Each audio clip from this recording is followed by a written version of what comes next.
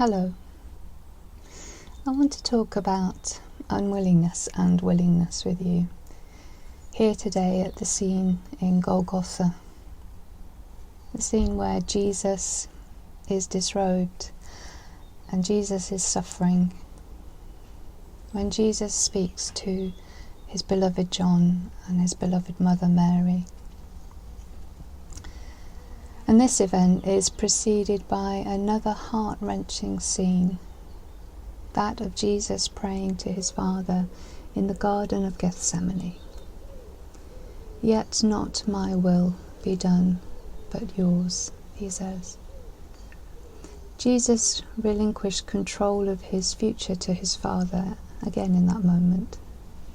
And today we recall, in this moment of crucifixion, Jesus remaining resolute in his willingness to do his Father's will, to love and to serve in sacrifice.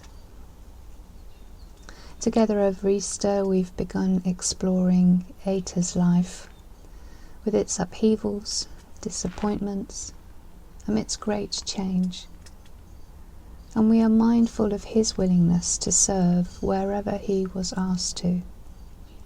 And central to the liturgy written in his name comes this refrain: "Call out in me again a willingness to love and serve." What is it that steals away this willingness, this practice of moulding our will to live like our Lord? Why do we become unwilling to love and serve? With uncertainties and unfamiliar circumstances, both of which have been a significant part of this season of pandemic, there comes a creeping fear of scarcity. How much energy do I have left, or resilience, or resources, both financial and emotional? What if I am publicly seen to have nothing? What I'm trying to identify here is distinct from physical and mental exhaustion, and the impact upon our key frontline workers during this pandemic is a very real, visible reminder of the limits that relentless stress puts upon our mental and physical well-being. For the compassionate heart might be willing to love and serve, but when the body is exhausted, we need the medicine of rest, the replenishment of Sabbath. Rather, I'm talking about this fear of scarcity that wraps itself around us, cutting us off from ourselves and those we would want to love and serve for Christ's sake.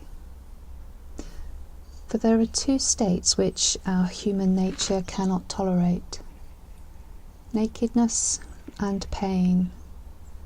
And in the fear of our own nakedness and the fear of our own pain, we struggle to clothe others and to comfort others. Here at the cross we see Jesus disrobed. His clothing is taken from him and gambled for. Here at the cross we see Jesus suffering both physical torture and emotional heartbreak. When have we ever seen you naked, Jesus? When have we ever seen you in pain? His emotional heartbreak is eased by John's willingness to care for his mother, Mary, and for Mary's willingness to care for the disciple whom he loved. Comfort in some measure comes for all three of them in their pain and grief. Jesus is offered hyssop soaked in wine vinegar on a piece of wood.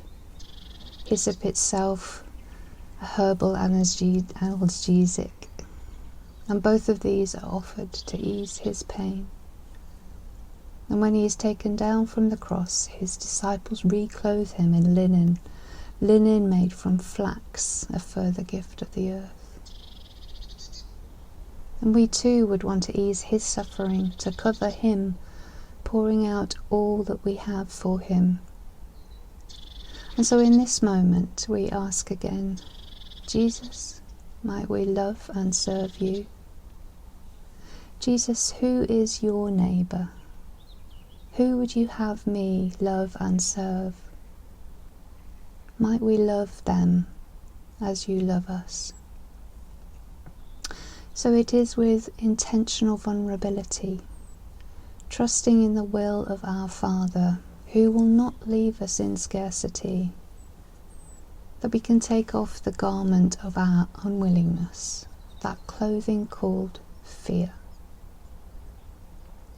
And we put on the clothing that Jesus, that God has made for us, not made with linen, but the clothing that the writer of the Colossians describes as a garment made of compassion, kindness, humility, meekness and patience. It's a garment called love. In his pain he offers his own life, lifted up on a piece of wood, to be the salve upon our woundedness. For he is the salving one, the one who saves. And so he calls us to clothe others with the clothing we have received. He calls us to comfort others with the comfort and alleviation of pain that we have received. And assured of the abundance of his love for us, we can take off the garment of the fear of scarcity, take off that garment of unwillingness, and put on afresh a garment of willingness. Call out in me again the willingness to love and serve.